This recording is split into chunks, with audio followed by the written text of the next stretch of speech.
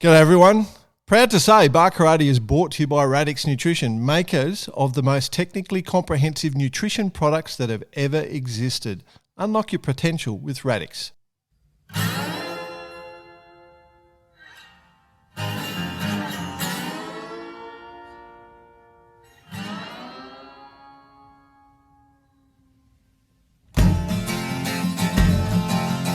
G'day listeners, welcome to Bar Karate, the sailing podcast. My name's Jordan Spencer and it's that time of the week where we get to hang out with some really cool sailors, but of course I have to share the mic with my two idiot mates. First off, Mr. Brett Perry. Greetings, Exalted One. Hey, B.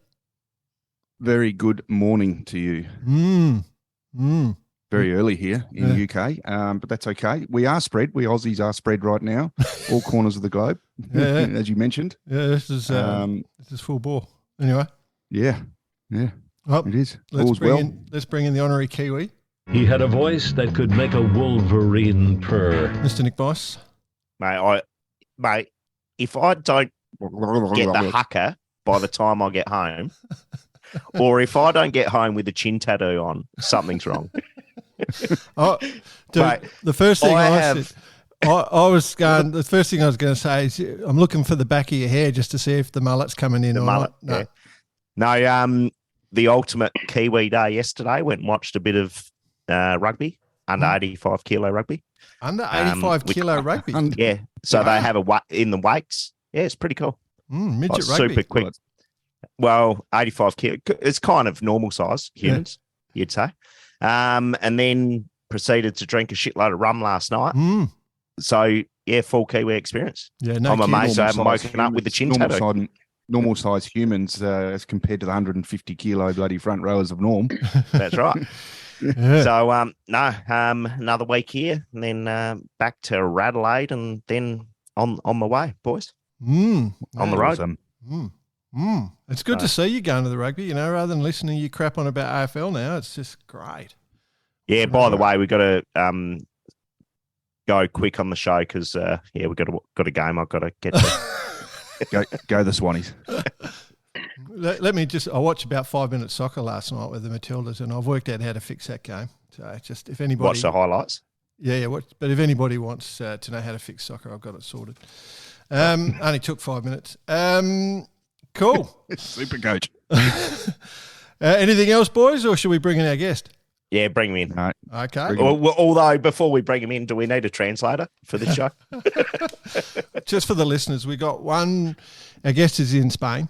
Boss is in New Zealand. NZ, bro. And BP is in the UK. And I'm in Sunshine Coast in Oz. So we're spanning the globe, modern technology, like we've had to pull the string tight on the can, but we've pretty much got it covered. So, Just, and then to give it the real Kiwi experience, I'm having a Max Gold during this session. God, just not a Spates, not the pride of the South, but a Max Gold. Max Gold, I love it. Oh dear, we've lost you forever. I love it. All right, our guest this week is a bloke that we've had a little bit of communication with over the years. He's a young West Australian lad. Bustleton boy, I reckon. I can just judge him by the haircut he's wearing. He's got to be from the lower classes. He's had a few good results in the F18 Worlds the last couple of years. 2 silvers, I reckon, to runners up with the great Gavin Colby. And so he's been sailing the F18s, but I'd describe him as your typical sailing rat, I think, looking through his history, 29ers, lasers, F18s, match racing, TP52s, he's putting his hand up wherever he can and he's become a boat builder. And now he works for... Seen the light. You've seen the light. We've got 2 boat builders on the show. I'll have to slow the conversation right down. He's made the whole pro connection through to American Magic and he's working on that Team Shore Crew boat builder for that. But the most important thing is through the communications, the boys told us we've inspired him. We gave him the guidance. We gave him the light, the pathway, and he's made good. And so, there's a little bit of paternal pride here. So we want to welcome to the show Kai Colman, mate. Congratulations on being awesome. G'day, fellas. How are you going? Yeah, good, mate. Brought a tear to a glass eye, Jordan. I like that. You got a bit emotional there, didn't you? I I like the way how he's the only one without kids and said it was a bit paternal. You know, how would he know? Never leave a forwarding address, BP. So, Kai, paint the picture, mate. You're in Barcelona. It's 6:30 a.m. People are probably just getting home. And you're sitting behind the computer ready to go on your day off.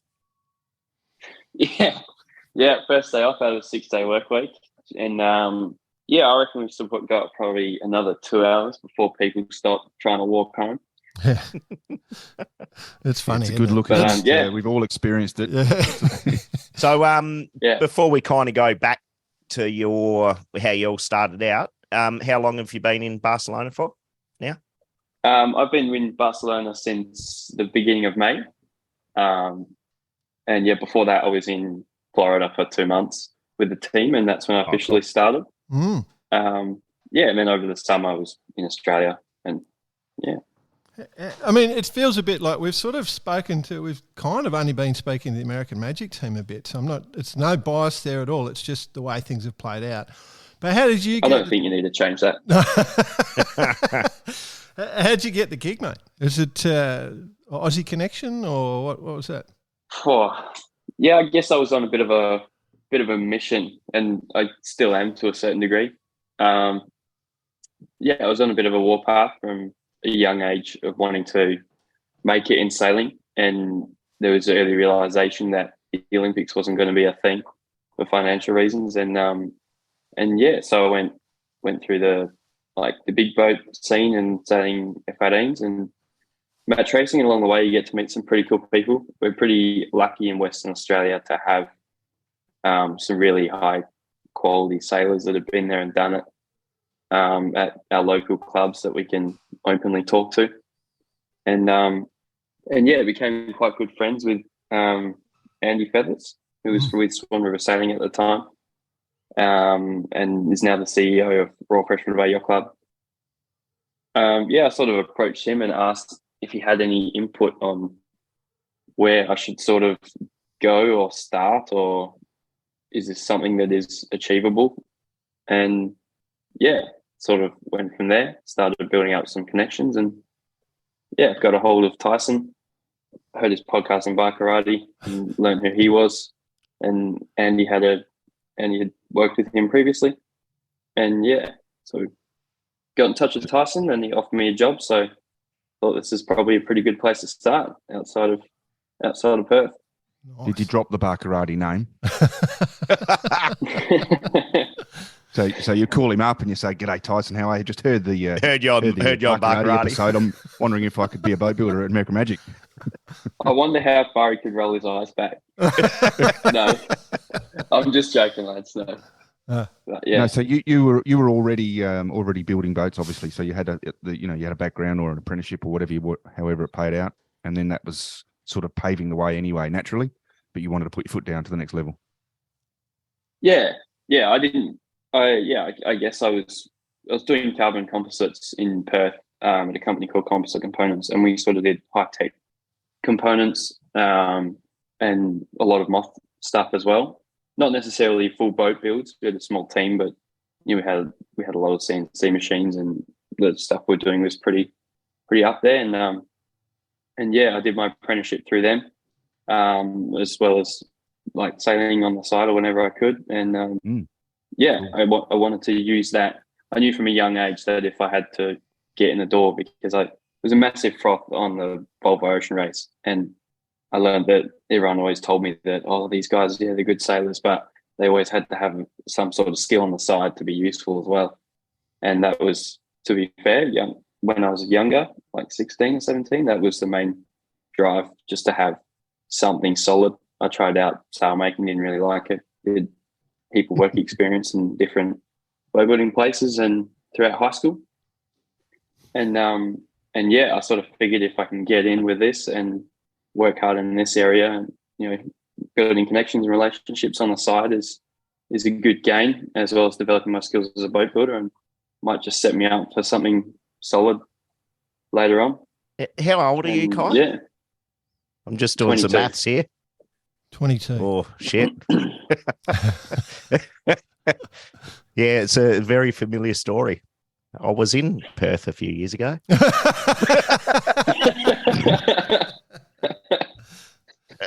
Well, never leave a forwarding address, Bicey. Never leave a forwarding address. Before we go down into the... I'd hate to know what you're doing. Yeah. So for you, like, what was your pathway into sailing? Was it a family sport for you guys? Like, obviously, I was all right. You're from Bustleton, Geograph Bay, that thing? Yeah. Yeah. Yeah. So is it a family sport?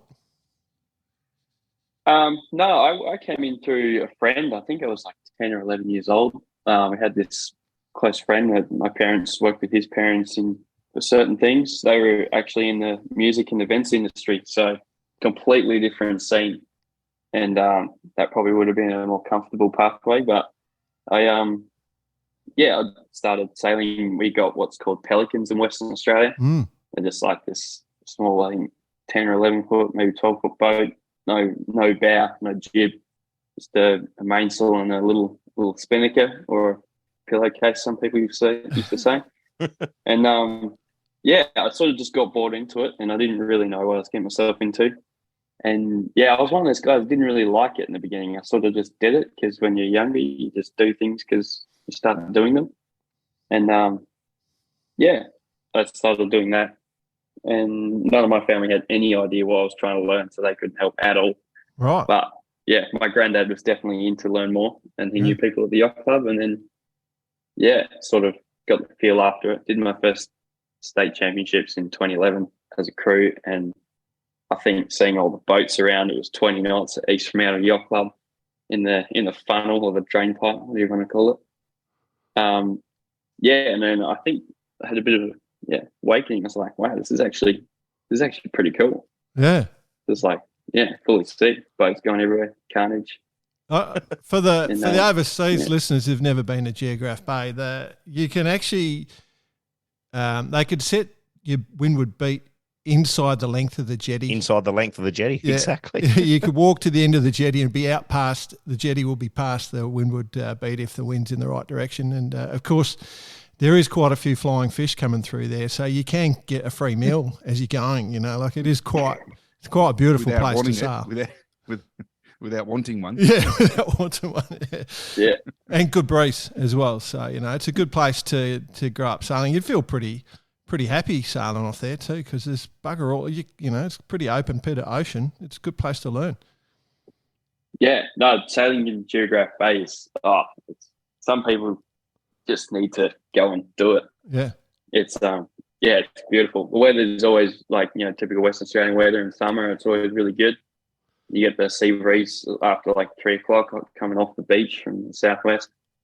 Comes in pretty strong, but if you don't get that, you get a northwesterly come through, bend around the bay and back in. But I don't know. For me, it was heaven. The country like youth lifestyle, the coastal lifestyle growing up was, it's a pretty cool place to grow up. Yeah. And sailing there's pretty cool. You just don't want to not be able to drop your spinnaker coming into the finish. There's a massive obstruction and it's not moving. It does. So what stage of your sailing career did you sort of get exposed to it as a potential career? Because, like a lot of people sail and have absolutely no interest in taking it on professionally in whatever aspect. But, some people see it and go, this is an opportunity for me in some form. When was that? I guess I was really starting to enjoy it, and I managed to get a 420 after I moved out of the Pelicans. And for me, the internet was pretty good when I was young. So like the access to sailing videos and stuff was really, really cool to see. And I didn't really have any idea about the rest of the world. And winter, we didn't used to sail that often. I managed to just find a lot of videos, and it got me really excited. And I started to see all these cool boats because I'd not been to Perth really and competed and seen these other boats before. And right at that time, I think the 2013 America's Cup was happening, and then that was on TV, and that was really cool because I sort of always had a bit of a keen eye towards the catamaran and just thought they just were so wild and out of control. And then, it got to the point where I guess I stopped being nervous or scared as a young kid sailing like I was back then, to when I was like, oh, this is sick. I want to go faster. And and then that sort of was like, oh, how do I get there?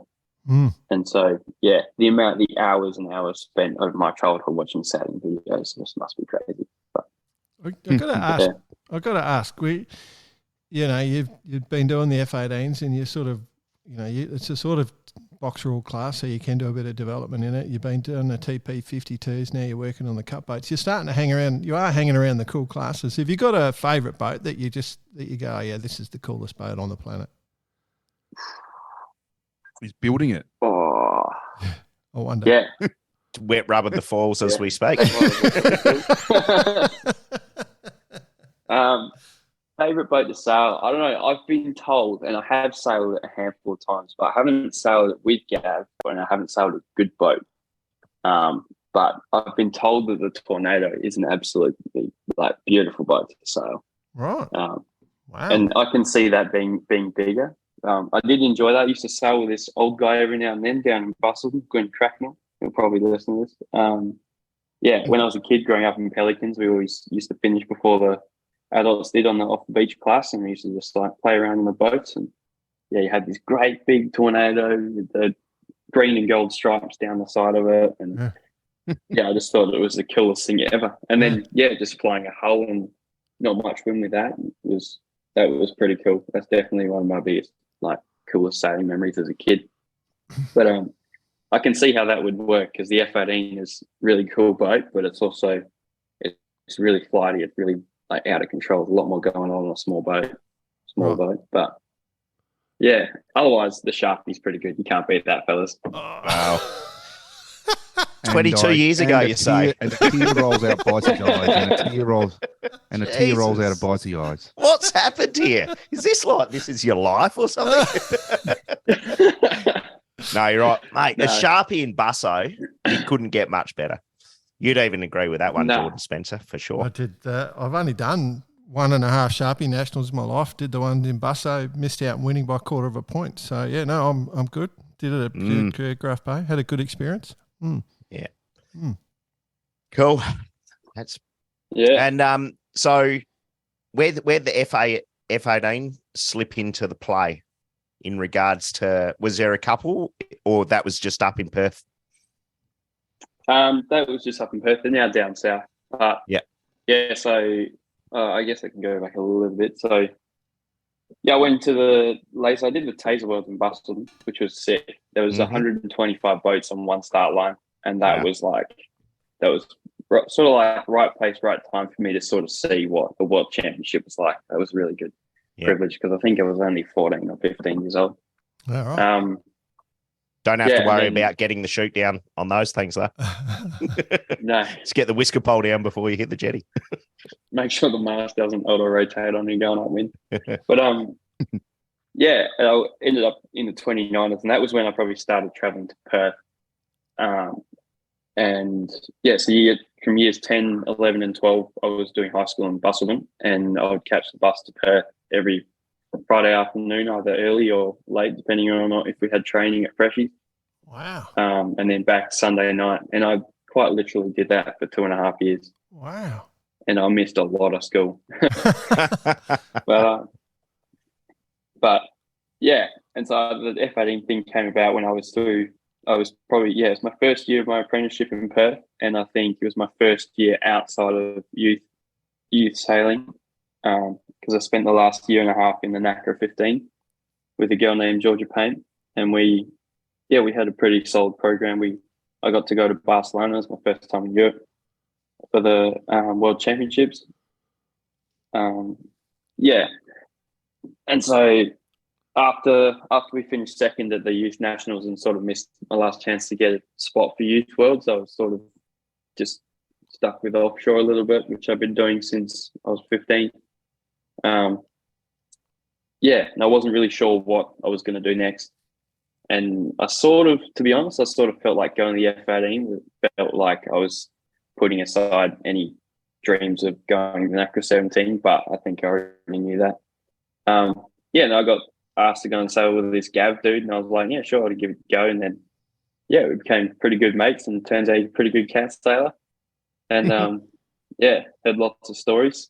And yeah, he's been sailing F18s for probably 20 years. Right. Since he was sailing them when they first came out, or when the class first formed. Was it the first World Championships? And yeah, we sailed every Sunday, or most Sundays, and then getting ready to go to the World Championships in Gaeta in Italy. And then the ones after that were supposed to be in Western Australia. And that sort of was the big goal, focus to do well at that. And then boom, COVID happened. Yeah, 19 single in an apartment, Perth. Yeah, it's pretty slow times. Yeah. Pretty slow times. But mate, what deal with your success in the 18s? You know, like you've done pretty well the last couple of Worlds, and different people have knocked you off. So obviously, there's a few of you fighting for that overall win. What are you guys doing that's making you good? Is it just a lot of experience with Gav, who's got the boat tune, or do you run the tuning, or how's it work? You know, how's your boat work?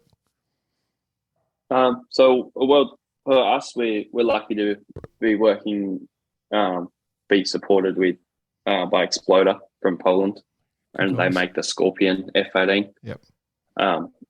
As well as Martin and Panker from 1D Sales been supporting us, and we've been working with them for a while. But what makes it go is Gav's racing experience. He's really intelligent on the course. You can tell he's got a lot of experience. But yeah, our boat speed for the last 2 World Championships has been really good. We thought we were quick last year, and this year we managed to find another gear with a new spinnaker and some more motoring. But yeah, I'd like to think we'd be known as the fast guys. We just, every time that we can get on a trapeze, we're gone and get yourself out of trouble, but also really light in the light, really, really fast in the light air as well. Okay. So yeah, we've got a pretty all-round solid package. But yeah, we just keep missing little opportunities, I guess, on the racetrack. This time was probably more or less the fact that none of us have raced since the Nationals in January. Yeah. And last one was that we hadn't raced for 2 years. Whereas, you know, the 2 guys that have beat us are both NACRA 17 sailors, and they get to sail every day, or most of the time.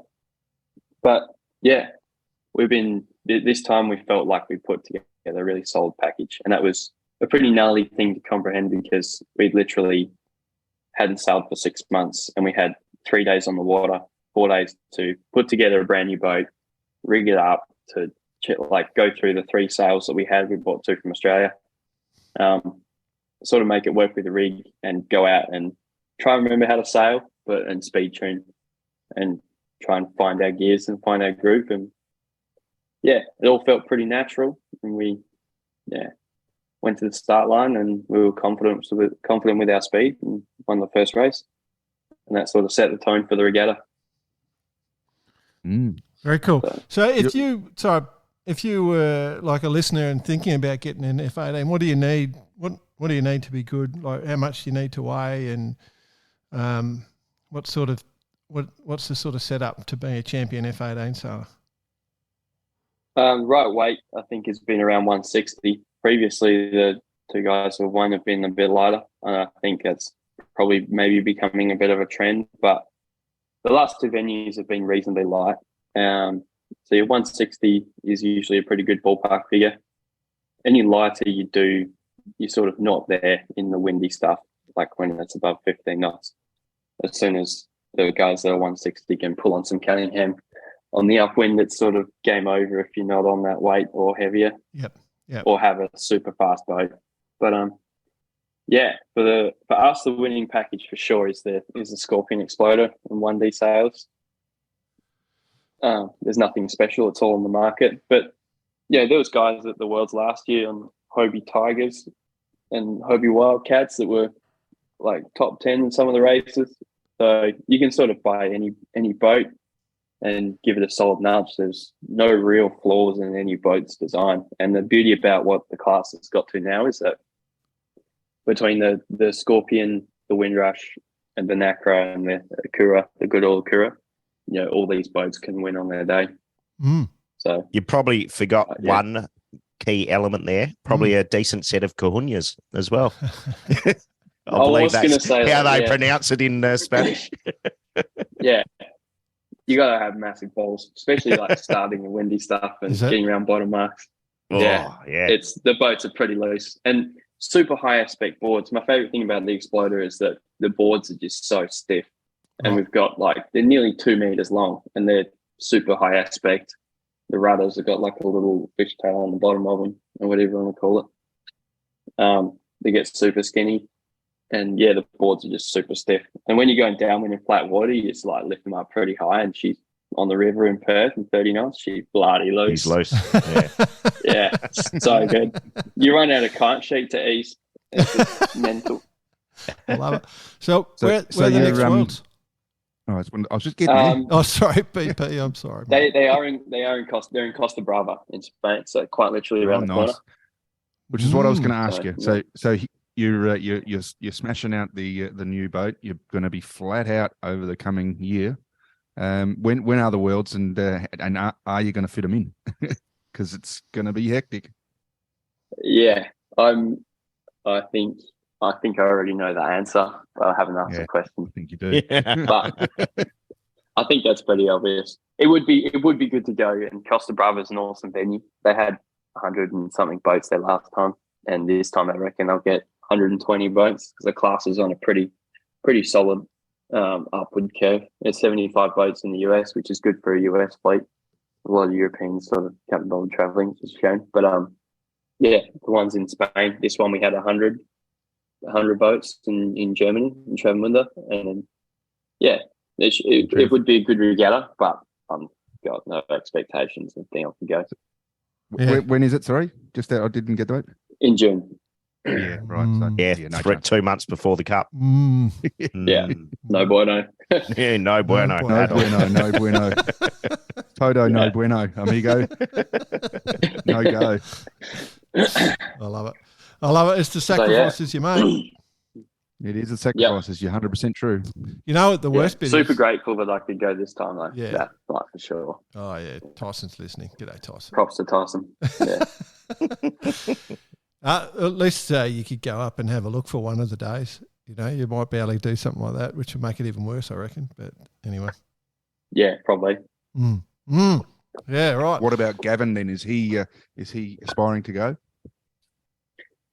I low-key think that if Gavin had won any of these 2 Worlds, he probably would have packed the F18 up for good. But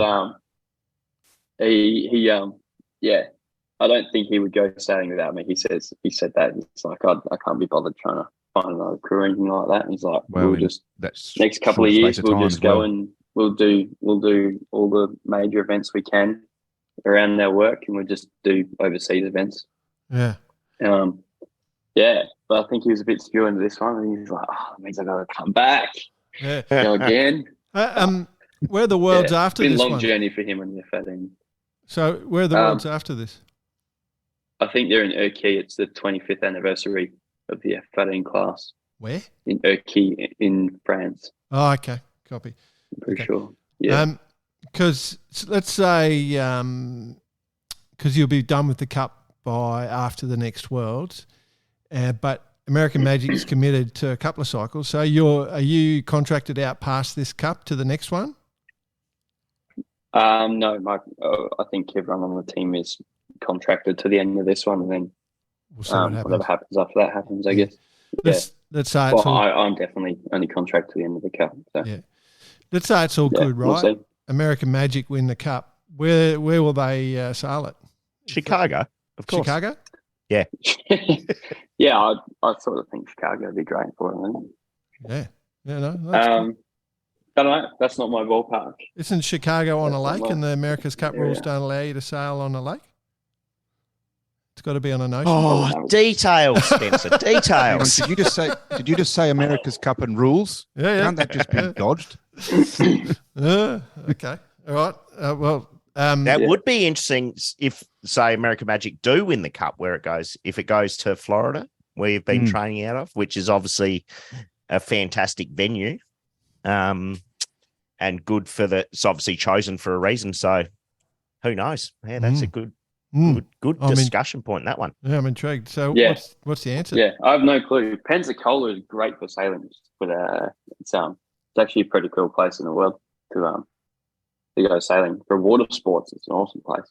But yeah, to answer your question, I have no clue. That's not my department. Okay. There you go. Jordan.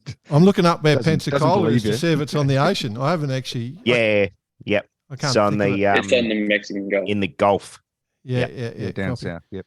No, it'd be perfect actually, wouldn't it? Be absolutely perfect. Yeah.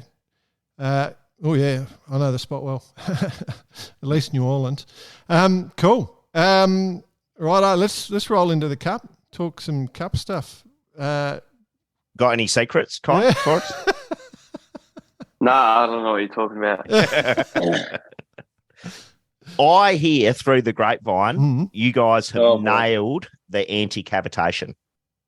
So your top end speeds are going through the roof. It's Can funny. you confirm or deny? when you're in a team in the America's Cup, you're sort of like in such a big cone. Not much goes out, not much comes in. So I wouldn't have a clue what people reckon, and sometimes I don't even have a clue what's going on. But yeah, that's the bubble within the bubble. Got nothing. What about you're a young boat builder, right? What's the main roles? What are you doing? Like obviously, you've got a couple of different boats to worry about. You got the 40 and the 75. You know, there's all sorts of rules. The focus in on the 40s. You're doing a lot of testing and development. Are you building lots of bits and pieces to when they come up with an idea, they're re-rigging the boat with they're trying an idea, or are you sitting there throwing ideas back, or what? What's the story? Well, I guess I'm sort of a nipper out of our boat building team. So I'm sort of just tossed everywhere from, working on foils to like sanding foils or to, making composite components, and parts or fixing things. And keeping up with the Barcarati ethos of sweeping the floor. Yeah, exactly. Yep. Trying to sweep that plastic floor is impossible. So get the old pestle vacuum. Get the blower out on that one. Yeah. But yeah, and then I get to get involved in the boat lift and bar stuff every now and then, which is cool. But yeah. So give us a typical day. You leave your apartment in the Gothic region at 6:30. You get down the base, bit of brekkie, get the boats ready to go on the piss. Is that how it works? Yeah, more or less. We've got a pretty good shore team fitness culture as well, which is pretty sick. Tyson does a really good job with rounding up everyone, and we all sort of got into the cycling thing now. So, so a couple times a week we get up at the ungodly hour of 5 a.m. or 4:30 and jump on the treadmill up the hill, and it's a bloody big hill. And that's just big hill, Barcelona. And then you really wake up when you're riding down that hill back home. And I don't know, we sort of roll into work, walk into work, which is the good thing about living in Barcelona is you can walk everywhere. That's probably what my favorite thing about Europe is. You don't need a car for anything. Get into work, have a meeting, then we just get into it. Whatever's happening today, whether it's maintenance or sailing, or just Oh, I've got to ask you. When I was in Barcelona for a TP event, it wasn't unusual for some bloke to be walking around the place just with his gear hanging out. Have you come across him yet? No, you're in New Zealand, mate. No, thankfully not. Thankfully, I haven't seen the said man. Every town's got a local legend, haven't they? Every single town, there's always something going on. But for sure. Yeah, I'm interested. There's some creatures getting around, that's for sure. Are there? Yeah. So what are you spending most of your time on? Is it just, as Bossy said, sand and foils, or is it making bits? Well, just what I mentioned before. There's always a bit of everything going on. So yeah, well, the tool, I also the tool work for the new boats, the tool for the new boats, all sorted, isn't it? So that should all be getting cranking soon. That's all happening in Rhode Island because you got to build a boat in First Nation. Yeah. So, Right, I don't have anything to do with that. So yeah, just like repairing stuff and making changes and boat builder stuff. With the cup, right? Obviously, there's a heap of rules. Like there's all sorts of rules in the setup inside the rig, and there's rules on what you can do here and rules on what you can do there. Before you do anything, like, are you sitting down going through the rules, or is that falls on Tyson or something like that? Like if do you sort of have to do that, think of that sort of stuff as well, or is it just straight boat building? Well, I think everyone's had a glance at it for general overview, but it's sort of that all happens beyond. These teams are so big, and we all report to our head of departments, and they report to Tyson and Terry and the designers and all that. So we got 150 people or something in that team. Yeah. Jesus. So, so that all sort of happens well and truly above. We just keep smashing out stuff and checking the boat after every day, and so the quality's been pretty good. So. I kind of imagine a big crate turns up, the new rudder's here or something. You try the new rudder out or a new fall or whatever it is. Have you had an experience when something like that happens and then it's instantly fast or instantly a dog? Is there big high fives around the camp when it is fast and bit of a, that didn't work? Like how extreme is it, or it's just small gains? I think it's probably small gains. With the AC40, there's only so much you can do, and I think most of it is to do with the foils. But we've done a lot with the AC40, so there's a little bit I guess incremental gains, but everything's just one gigantic revolving machine in terms of process. There's no real oh my god, that worked really well. Like everyone's high-fiving them beers. It's like okay, this is what we've collected from this. Let's see how this compares to that, and then the data must be through the roof. Yeah. The sea state obviously makes everything interesting. You see a lot of that in the recon. Right.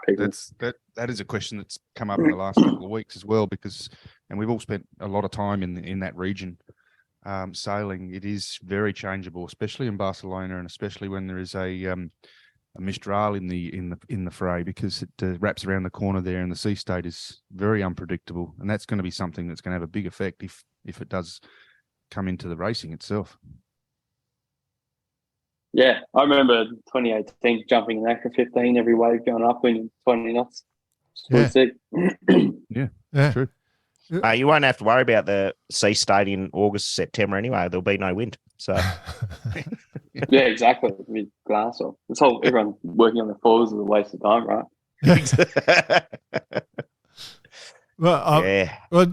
Tommy, skippering for your team, he was saying, obviously, he said this week he was talking about, trying to get smaller and smaller foils, because, say, on the AC40, it's a one design package, but while you're experimenting with foils, and obviously he was sort of talking about that compromise. You want to try and get the smallest foils possible while still being able to stay up. So how many foils are you going through? I'm not too sure how many we're allowed, because we're only allowed to build a certain amount of, I guess, test foils, and I'm not too sure. Oh. But we got a few going on. Yeah, I'm interested if you crack open a foil and just go, this is crazy. This is a bit weird. You get to see some pretty cool stuff. They are pretty damn cool. From where sailing was, like the last cup or the cup before to where we're at now, then it's a pretty cool thing to see. Forever evolving. So how's the secrecy with the other teams? Are you mates with all the other teams? Like boats going in, you got people spying, or the recon team does quite a bit of that anyway? I don't think we're not allowed to do anything. I don't think anyone in the team's allowed to do anything. We're not allowed to be seen driving past someone's base with a camera hanging off the side of the boat or taking photos or anything like that. I did see a recon photo in the files of, I think, it must have been Blair Troop, his middle finger hanging off the side of an A675. But yeah, I think that was a recon that took that photo. But yeah, the recon's pretty strict, and it's good for the sport for sure, because you can, everyone in the public gets to see what's going on. I remember last America's Cup, no one really got to see anything. Yeah. Yeah, so they take control over that, and they're pretty serious on being strict on that. The teams are allowed to do their own reconnaissance. But yeah, I think it also makes the vibe in Barcelona more chill, because everyone's boats come past our base, and we're based the Kiwis and stuff like that. So no one's really, you can't really hide too much. It's what you can't see that's probably going to win this cup, exactly. I guess. Yeah. And foils and stuff. So. It's interesting. It'll probably be in the rigs, I'd say. We've got to say, and it will be coming up later in the show, but I think we've nailed it with the Cyclors helmets. I think that's just that's going to be the big game. That one on Facebook was golden, Brett Perry. Yes. How about the other teams, Kai? You catch up on a Friday night, have a beer with them, or it's all pretty stick to yourselves a bit? I think it seems to be really social. I mean, everyone sees everyone. Barcelona's pretty small when you've got 6 American Cup teams there. Yeah, for sure. You sort of always seeing. It was very similar to how Valencia was.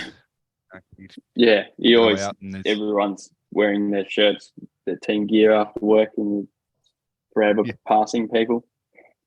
Yeah, especially with Luna Rossa near where we are. It's sort of like a funnel neck to get to work. Everyone's passing everyone.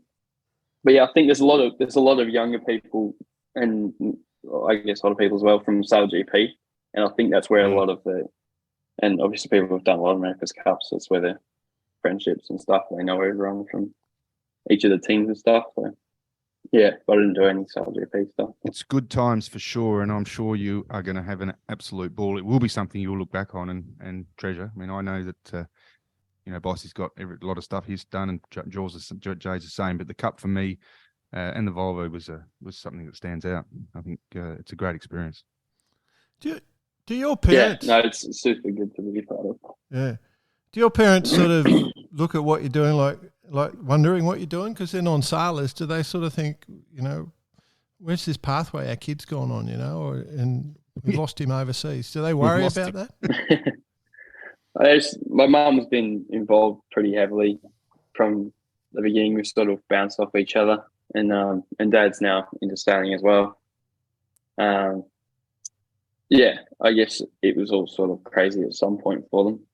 I think she's a bit worried when I finished the Sydney to Hobart and saw a photo of me in the hospital. But no, that happens all the time. Don't worry about it. Everyone thought that was from the night out, but I got It's okay. It's okay, Kai. At least they knew where you were. Yeah. I was like, you found me. And that's what we've got. We've actually got a little link there. We've done the Hobart on the same boat. So that's a good little thing, because it was envy scooters, that board. There we go. Fist bump. Starboard. But that was my neck's on the I was about to say I'm putting my head on the chopping board here. Hey, like just back to the other teams. We're big promoters of banter on the water, but maybe we need to bring it into banter on the shore as well. Yeah, I reckon. Like next time they go, like Prada goes past you, just yell out, "Oh, not sure I would have done it that way." Yeah, that's a good one. Just promote the banter. Well, what about in that? Do you remember that old sitcom Tim the Tall Man, with the guy that never saw his face, but you're talking over the fence? Yeah. I reckon you should bring an Alan in just to looking stand over next to the fence and talk about boats. that would be fun. No, it's good. I'm sure the camaraderie will build, but I don't know. It's funny when everyone's been hiding for, I guess, a year or been doing their own thing, and now we're all sort of here. It's pretty cool to see, but everyone's sort of minding their own business. Once you're out there racing, you can just let it all out. Sleep.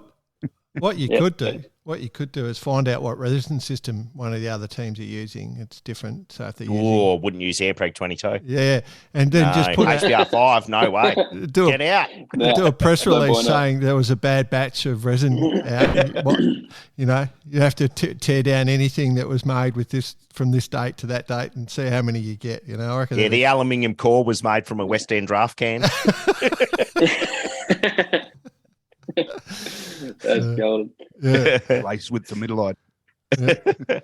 Is it easy access for everything? Like in Barcelona, you guys running everything internally, so you've got all your own gear. You don't have to go hunting. You're not down the local chandlery trying to find bits and pieces. You're all good. No, we're pretty solid. Pretty solid. I guess I think everyone's pretty solid on. Got their own gear. And with the way all the stuff you're seeing, right? Are you getting ideas for your own sailing? Like, is there sort of cross flow in your mind where you're just going, oh yeah, we could probably start thinking about that, or we might try that change? Is any of that happening? Probably not in that way, but for sure I'm sponging as much as I can because, for me, my ultimate goal is to be sailing, and whether that's Cup or SailGP or ocean racing or whatever area I find myself in a couple of years or whatever. But for me, I'm definitely taking in a lot. There's a lot to be taken from about how they process and analyze information and the way they're trying to sail the boat and what it's probably more or less the connection towards what they're feeling and what they're seeing and I guess on the data, for example. Yep. But you're making the connections between a sailor and a Formula One car, so to speak. But yeah, no, for sure. And being able to hang out with the sailors is definitely the coolest thing. Right. The connections. Who's the coolest and who's the biggest dickhead? Don't worry, they won't be listening. You can say whatever you want. No, they're all pretty solid. It's a cool culture. I don't know if other teams are like this, but it's the hard thing is I don't know what it's like outside of this team and other teams. But everyone's really friendly. We go out riding with slingers and the boys on a weekend that we've got off or a day that we got off. No one has to go riding. We just socialise and the relationships and connections for sure is a huge gain, especially for what I want to do. I've sort of always thought that if you can manage to turn a mentor and idol into a friend / mentor is probably the best thing you can do with an opportunity like this.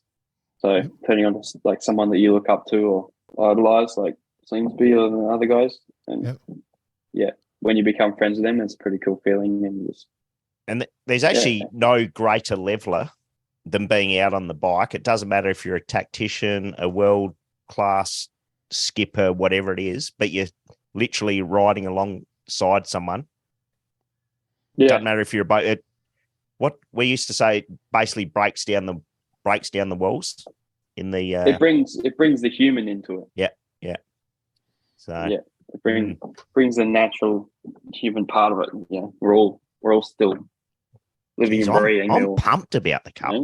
Yeah. Oh, you've inspired us, mate. Yeah, it's going to be so good. Can't wait. Yeah. It is going to be good. But before we get there, before we continue, I just have to ask because you wouldn't give us anything on who the biggest tosser sailor is or the best sailor is, right? But let's just say who's the best on the bike, And are you guys going the cyclor route? It's got to be old mate, best. doesn't it? The X-Pro, what's his name? The X-Pro. Cyclist who's joined the team. Well, we've got some pretty damn good cyclists on there. There's a lot of stats between our cyclists, which is pretty cool. So, if we're talking sailors, right, not your cyclists. If we're talking sailors, Goody is bloody handy on a bike. Is that right? And I think he's always cycled probably just as hard as he sailed. Yep. So we have this little race up Tibidabo, which is the hill that you can see with the castle on it. Yep. Mm-hmm. And we have that every 2 months. We have a shore team / sailor race up there. And so it's a bit of motivation to get. I got to put my bike back together. I just had it worked on.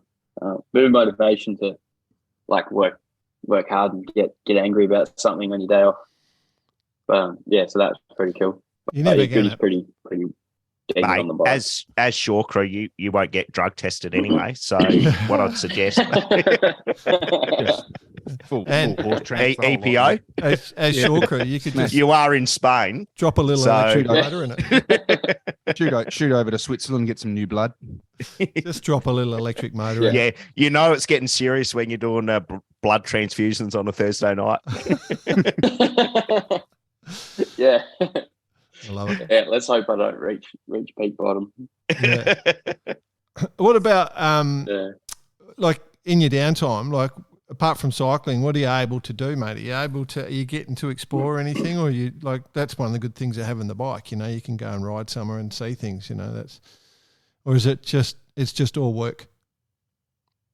No, we get a pretty. I think we sort of group our days off pretty well. So it's sort of enough time to get on a plane if you wanted to.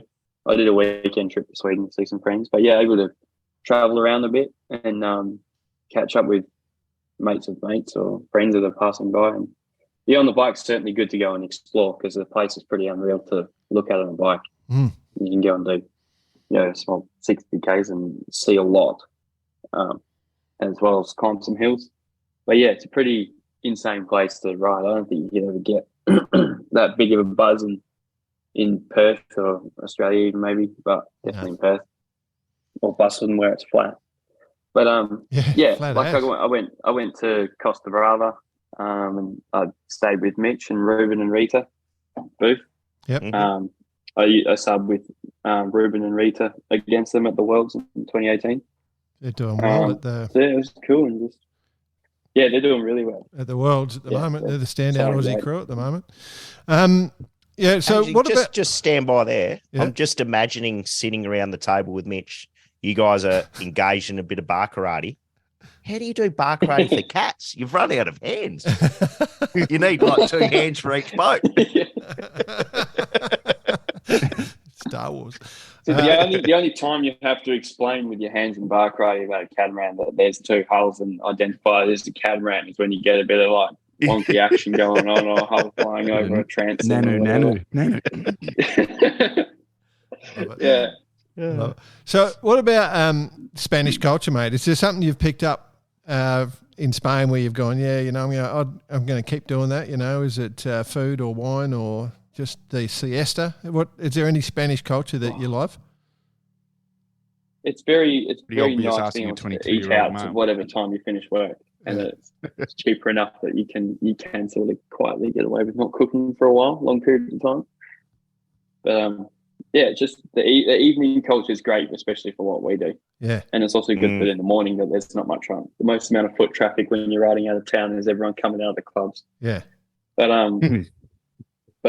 no, it's pretty cool. I really like Barcelona. I really like the Spanish lifestyle. Yeah, it's really good. But we definitely aren't partaking in siestas. No, I didn't think. But are you a single lad? Yeah. Oh, yes. Well done. Yeah. Got some advice, Jordan?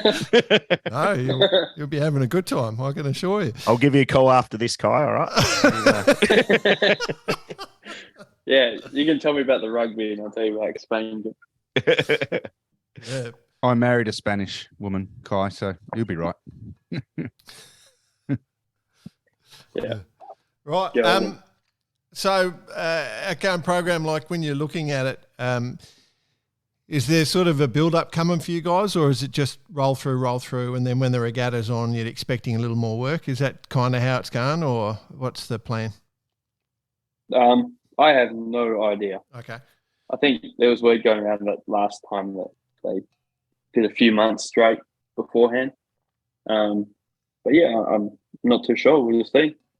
I think it'll be interesting, that whole smoothly, people management, how that works to not have burnout, all those sorts of things. Like that's super important for sure. So be interested to see how that goes. I'm asking, like, do you get out in the water much? No, I haven't been out in the water yet. Oh, wow. Okay. I was going to say, how's the seasick tablets going on? Because I'm really worried about the VIPs showing up to Barcelona and having their lunch. I think those super yachts are that big, it doesn't bother us. Yeah. There's some big boats getting around here, man. Holy hell. But, yeah. You're just looking after yourself there, aren't you, Jordan? If you get a VIP gig, right? Right. Yeah, Don't worry. Go the big boat. Yeah. You go the big one. Yeah. No, I think let's focus in on Kai here. Now, while you're a young single lad in Spain and there's some big boats getting around, there'll be some daughters there, mate. Mate. This is a show for all the peoples. Oh, sorry. Okay? Yeah. All right. Go for children. No, I'm just thinking of the future for you, just trying to make your life better. That's all. You know? Anyway. Life's good. Good. Okay, cool. Is there a boat? What's next outside the cup? Like, are you going to stick to the 18s, or is there something you want to do? The TPs, like it's trying to get onto one of those pro events, isn't it? Yeah, for sure. I definitely want to.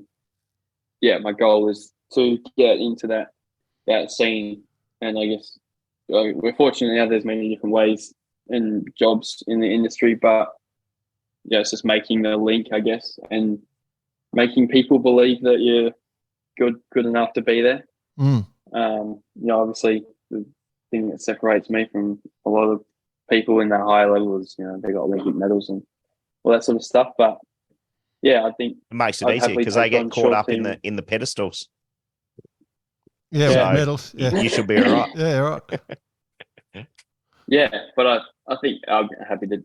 We'll see. I can go through a short team pathway, I guess, and I'm not too sure. But straight after the cup, me and Gavin are going to some Bath Caddy Cup. Yep. Because he really wants to do that. Yep. With his family, we've been there before. It's a pretty cool event. Yep. And then and see what I can make of the people I now know, conversations I've had. The network, Kai, is what it's all about. The network. Just that's the word. Head down ass and make something of it. Cool. But yeah, I'd love to do the Super Series or anything like that. But yeah, we'll see. Long way to go. Cool. Sounds like it's all planned out. Well, it will be when you move to Chicago for the next cup. Yeah, exactly. Yeah. Oh, I love it. Well, mate, I'm hungry and I'm on a mission. So. All right. Well, that's a good spot to finish, I reckon. Hungry and on a mission. Anyone that's listening in, they'll know now. So, mate, thanks for joining us. It's been fun. Thanks for getting up. Well, I suppose you haven't been asleep yet because you're just coming home from the nightclub. So No, I'm a bit tired. Cool. All right, Kai. Awesome, well Kai. done. Thanks, mate. Good luck with the future, dude. Awesome. Thanks for having me. Awesome. See you in a few weeks. Cheers.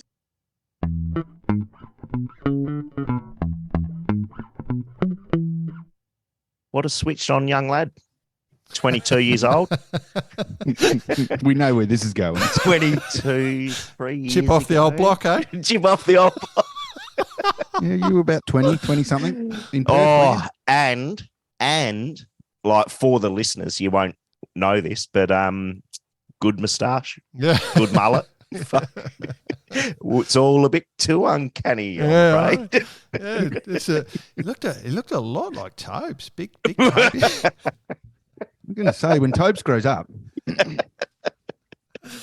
No, it was no, good chat. Mate. I'm actually we're pretty pumped about this whole cup thing, and obviously being immersed a little bit here in NZ with the Southerns and stuff. A lot of cup talk and discussion, but I'm actually getting pretty fired up about it. Absolutely fired up. What I just touching back on the chat we just had, what a cool thing to have someone actually, we've had it a couple of times, but actually someone come to us and say that, that not that we were involved, but the pathways that he's taken, it's exactly what we talk about. And it's what we have been banging on for 4 years about. So it's super cool. Yeah. Super cool. Man on a mission. Yeah. Speaking of missions, boys, our mates at Radix, right? Mm-hmm. Oh. Yep. I've made a life-changing decision.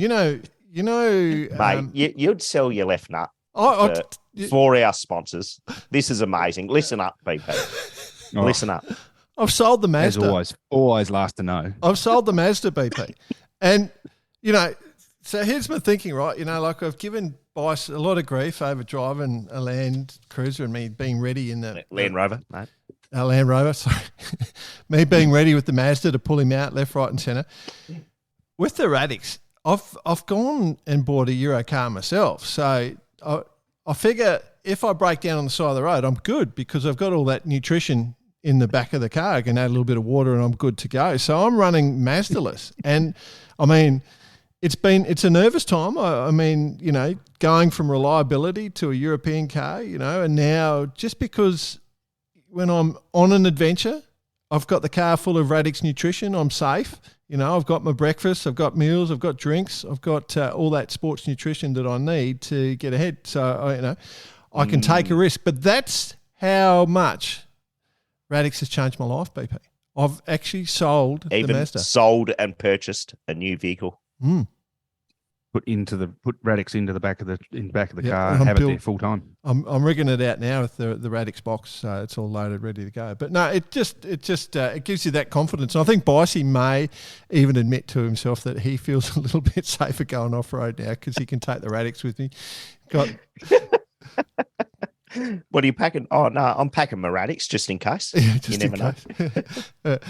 Oil change, a whole bunch of oil and some Radix. I wonder if Radix will do some oil for you, boys.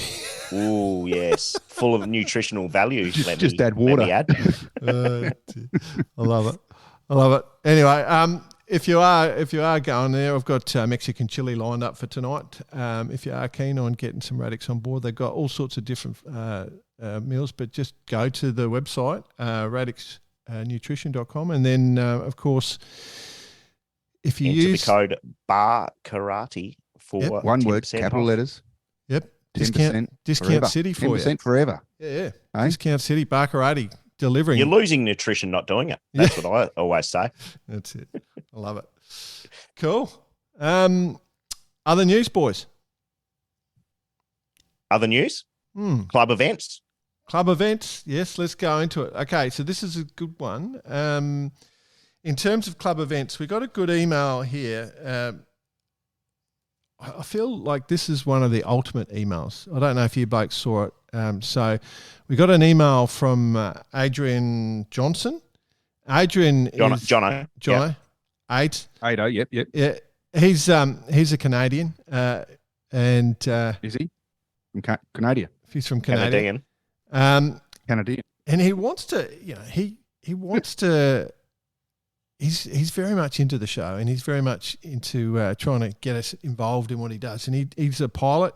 He flies lots of things, and he's always sending us really cool photos. So we love it. Like, he sends us some great stuff. And of course, when you look around the Canadian planet, you get to see some beautiful parts of the world. So he's been up to his gills in work these past few weeks, flying around all sorts of weird and wonderful places. He sent a photos of the Kingcombe Inlet and its crazy emerald green waters, which is beautiful. I think I've figured out how to send refreshments your way. He wants to send us a few local beers down our way. Now, if you want to really influence us, you know, that's nice, but you don't need to do it. All right, mate. It is an extremely expensive. Oh, damn. I was going to ask for a bit of moose jerky as well. Moose jerky, yeah. But he's offered to send them to us, but not to Bicey. So just... He's a wise man. He's a wise man. But he wants us to plug the local Comex Bay Sailing Club. We're having our summer fun regatta coming up. It's actually on right now. So he got it to us just after we recorded last week. So right now happening. So if you want to go and check out Comex Bay, where he's from, they've got Optis, the Lasers, the C420s, the I420s. So obviously the Club 420s. College and International, yep. Yep, family-friendly community event focused on youth and new sailor development, which we love. So Comex Bay Sailing Club. Comox. Is that how we're going to pronounce it? Comox Bay. Yeah. They also want to hope to develop a bit of a stadium circuit event, like they're based around the catamarans of some description, like the F18s, as well as some stadium-style match racing. We're a beautiful venue, including a breakwater top with a boardwalk right outside the marina, which has several viewing areas for spectators, announcers, etc., which we're hoping to utilise to promote the sport and drive community engagement. Mini Marstrand. Beautiful. Nice. So there you go. Jono, love it. Regatta on right now. It's a good one. Yeah. I like the last paragraph. You going to read that one out? No, you do it. You got it? No. A bit of a brag, really. We don't want that's Bit of a stroke. Bit of a stroke. Yeah. It's not about us. We can do that quietly behind the scenes. Boys, going on to Jack Lloyd, listener of the week. Just quickly before we do go into Jack Lloyd, listener of the week, I spent Friday night at the Lloyd household with Joss Lloyd. How's she doing? Catching up on old times. She's doing well. She sends her what would you say? She loves the fact we have the Jack Lloyd listener of the week. Good. And she wishes anyone who wins it, who may or may not get a merchandise pack, the best of luck. Oh, good on her. Good on her. Yeah. Long time together, that couple. So, yeah. So, Jack Lloyd, obviously a bit of a legend, so we're happy to name it after him. So, speaking of a legend, boys, I keep seeing on Instagram, you two never check the Insta. I'm always running that one. So if everyone's sending messages through that, that I normally see them, and about once a week I clear them out. But I keep seeing the name pop up, and I just want to recognise it. The dude that came up with it is, I love it. I reckon it's the best name I've seen on Insta. So if you're listening, because I think he is, I assume it's a he, could be a she. Some rando. Which some rando. Yeah, that's their Instagram handle. Which it's their stage name. Yeah, I love it. So if you're non-Australian, rando is for random, and some random person, so that's what it means. But some rando is it's the best Instagram name, so I'm quite into that. But obviously we've shared on the Bar Karate email page. The Jeff Cooper, he sent us an email with the links to the to the America's Cup helmet, we'll call it. Love it. What did they use? The cone of silence. The cone of silence. From Get Smart. Smart. I seriously think we're going to see it, and we are going to just drop to our knees and die. I love it. Which is all well and good, but I think it was more taking the piss out of you, Jordan, because not even that helmet would fit you. Well, it was pretty funny last week. I tell the story this week about the three of us if we had to wear it, and you and me walking along, and Bicey's trying to touch the ground. Yeah, exactly. It's still got a laugh. Feet going in. We got an email from Pete Gibbons-Neff. Now, Pete, we get a lot of messages from Pete. He's putting together a mini Transat campaign. So PGN is his team name. PGN Ocean Racing, if you want to look him up. Now, just on the back of that, whilst I think this, before you go on, can I add something to this? Yeah, go for it. That's one of my boats. Is it? Yep, it's an RG650. It's the American boat. But, yep. Okay. Yeah. Cool. Yeah. Cool. Well, proud of that. The mini transit. So I think it's like 40 days away, 41 days till it gets underway. So we'll focus in on that a bit more as it gets closer. But Pete just wants to. He obviously listens quite regularly, and he wants to remind us that the mini transat starts. And he thought we might enjoy the recent article in Sail magazine. If you're thinking about joining the mini class, feel free to reach out, and we'll send them your way, of course. But if he's happy to help anyone considering a mini transit campaign. So www.pgnoceanracing.com is the website, and the mini transat coming up. BP, you'd be fired up, wouldn't you? I am absolutely. I'm absolutely fired up, and now that I've seen Pete's article, and I looked at it, and I went, "Hang on, that is 837, and 837 was a boat that went to the US." I can't wait to see him over there, and I'll do everything I can to help him out. But also, touch base again, Pete. I'd love to have a chat about the boat. Yeah. So, but the race itself is fully, and I do love the mini. Yeah. So that's coming up. We'll get back into that one a bit more, but Pete, send that through, and then here we go. I have to dig this one out. So we got an Instagram message from Kenneth Grant. I've got to find the old Kenneth Grant message just so because there he is. Boom. Dear BP. Okay, so this is, I have to speed through this one, but it's important. Thanks to the three for continued podcast. Tune in every week, blah, blah, blah. Tried to get he's happy with our sponsor. He's tried to get their meals in the UK. Not sure he's getting them yet.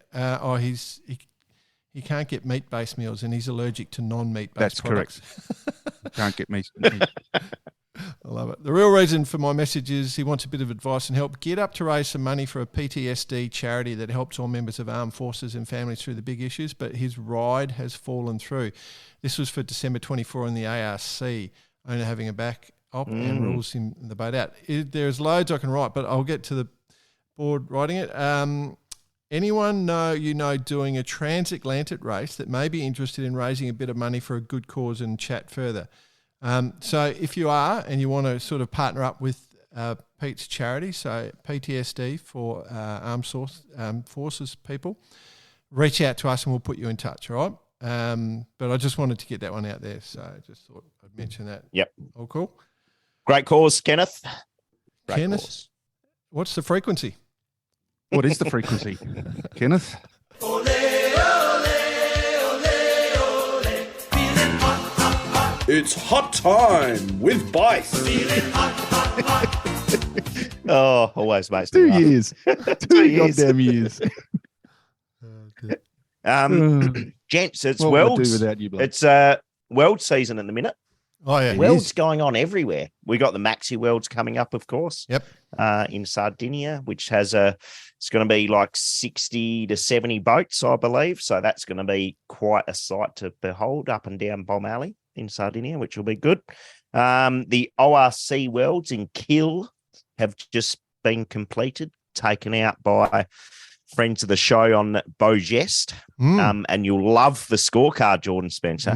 You like consistency. I do. 1 1 1 1 1 1 1 1 4 1 1. So well done to Gavin or Carl Kwok and his team on that. There's a bloke that's been doing the sailing and putting boats on the water for a long time. He's a good guy too. He's good fun. So well done to them. And I mean, that would have to be up there with several ORC World wins for Boatbuilder. So well done to them. The other one, of course, is we'll go to the World Sailing Champs in a minute. Yep. But the RC44 Cup being held in Cowes at the moment. Yep. I believe Charisma's the top of the list as we speak. But it's been full Narmoth nuking, so they say. Is that right? Yeah, I can vouch for that. Confirm. I can confirm, but it was good to see them on the water during the week. They're it's as usual. It's tight. It's real tight. So it's Slick been boats. good out sailing out there with them. Yeah. Oh, just they're just sailing them so well. There's no hold. It's just full on. Well refined. Exactly. Yeah. Yep. So they're having a lot of fun off in your neck of the woods. And the other one is the AC40s this weekend, boys. Love this. Been racing in Barcelona. It's more of a test event just to see how it goes. Before before we were recording, he was saying how yesterday they had a fleet race of the AC40s. So that's pretty cool. Wow. But it's all about the media, how it's all going to work, what the graphics are going to look like, all those sorts of things. But I'm pretty pumped to see that. And as mentioned, I'll actually be seeing them in the flesh at Villanova later in the month. Well, middle of next month for that fact, at their first real event of the AC World Series. So can I just raise something pretty cool on the AC40 there that obviously we discussed last week? They want to make it a class and they're available to buy. They've just appointed Luca Rizzotti as their class manager. So yes, super stoked with this. Stand by, boys. I'm just bringing up my messages that I had with Luca yesterday. Oh yeah.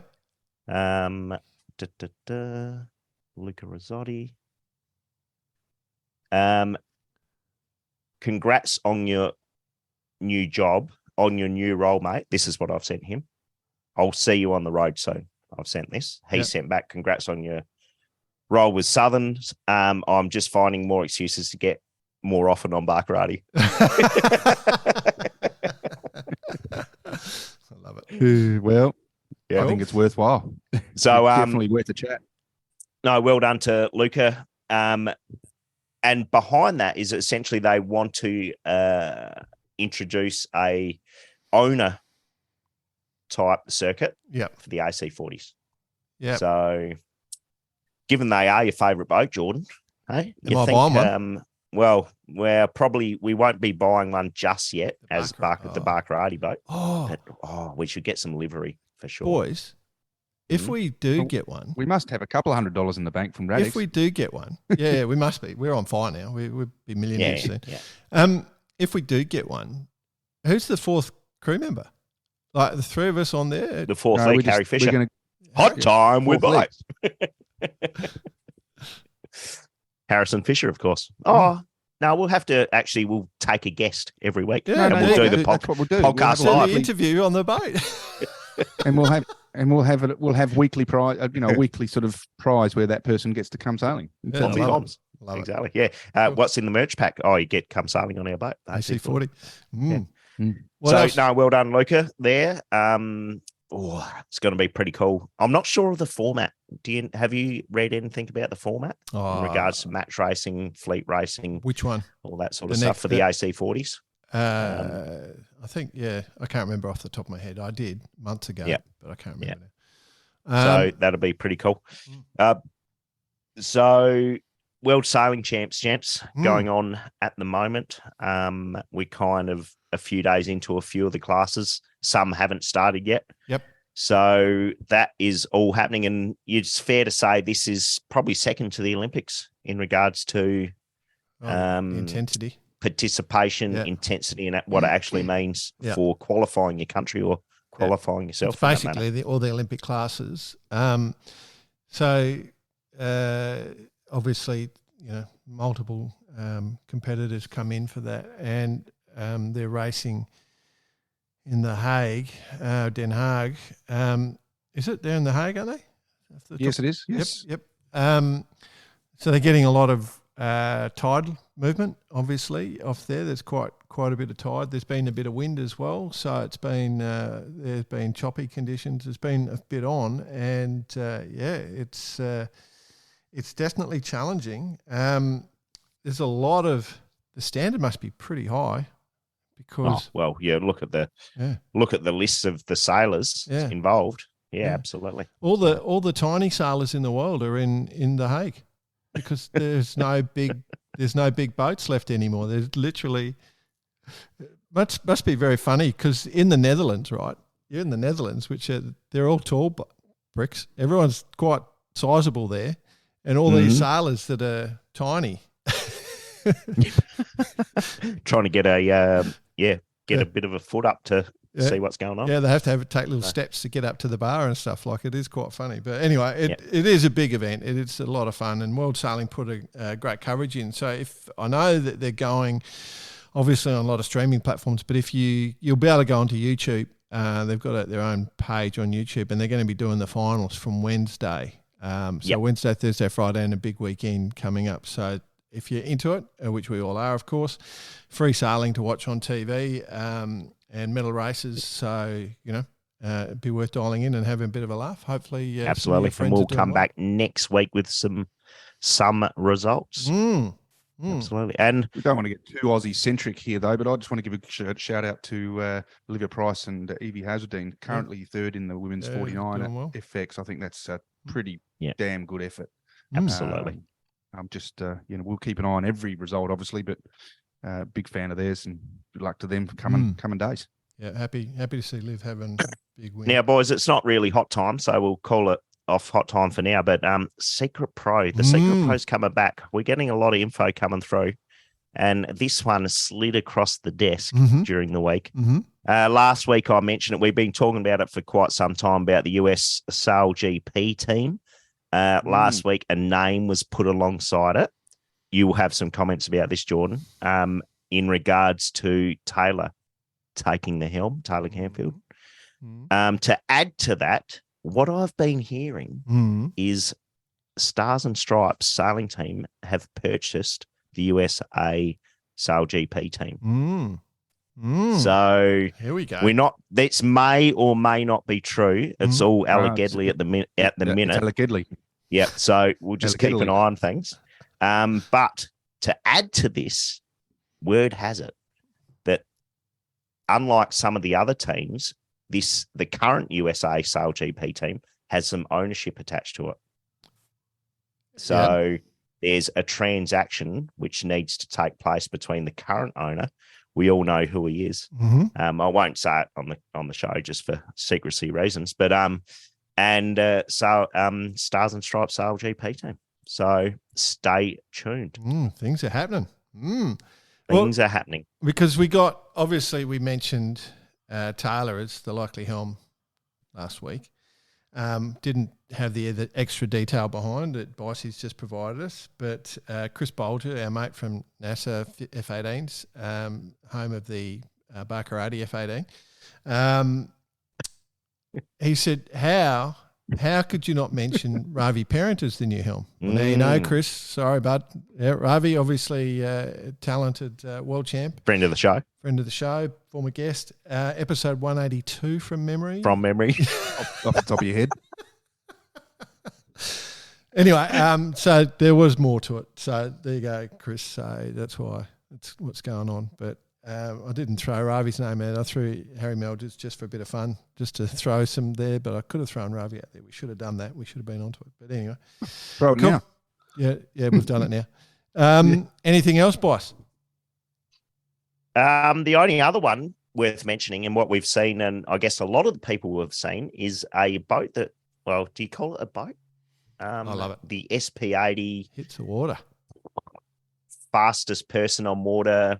Like, what are we calling this? The world record. The Richard Milne sponsored craft built at Persico has just been launched in Lake Geneva. Yeah, doing tow sessions. Yeah, they're going to try and tow tests. They're targeting 80 knots as their speed. I think they're going to fly a kite off it, and so it looks like a sort of speed trimaran thing. But Yep. So we'll be keeping a close eye on that, 100%. I wonder where they're going to end up doing it. The record, for that matter. It'll have to be Lake Garda, wouldn't it? Don't know. Who knows? But anyway, fresh water, salt water, all that sort of stuff. But stay tuned on that world record stuff, world's fastest man or woman on water, because I've got a bit of mail. We might be seeing something else coming out there. Love it. Exciting times. Times. So we are reintroducing the Secret Pro back into the show. So if anyone does have something out there that they want us to get out, that's not too controversial, because that's not what we're about. But we don't do it. Bring it on. Cool. Just obviously early race week is on. So it's a good event. Yes. Yep. I was just looking at the results and just funny, the situation. I mean, the results in Division 1 are exactly the same as last year, the same 3 boats. Is that right? Same order, same results. Okay. Down to the Hog's Breath for a stake. Yep, perfect. Yeah, that's it. But there's heaps to mention there. So they cover everything. So the yacht racing, the trailables, the sports boats, the a lot of cats, small cats, big cats, trimarans, everything. So it's a great event to get involved in. They even got a fleet of wetter trimarans up there. They have. They have. It's the People's Regatta. It's the People's Regatta. BP. And that's what we love. Regatta. We love the coming off the water. We're not sponsoring it, actually. Well, we should be stand on the beach. Oh, yeah. There's a band on every night. It's good. I love it. Perfect. Very cool. Anything else, boys? All from me, gentlemen. BP? All good. Cool. All right, I'm going to go and get my tattoo. So. What do they call that tattoo? That has got a name, that tattoo, isn't it? Yeah, I'm not allowed to get the chin tattoo, but I might at least get, some sort of silver fern type thing. Who knows? What, sort of up the side of your neck? Yeah, probably. Yeah. Up the side of the neck onto your cheek, up towards your eye. One of those ones. Yep, Mike Tyson. Come on, off we go. Shut it down. All right. Just remember, of course, as we go, thanks for joining us. Love to have you on with the show, and of Of course, remember, if you want 10% off your Radix, then just go use the code Barkarati when you jump onto the Radix website. Radix Nutrition, established go-to product for athletes and anyone looking for a simple way to improve their nutrition, performance through health. Nice.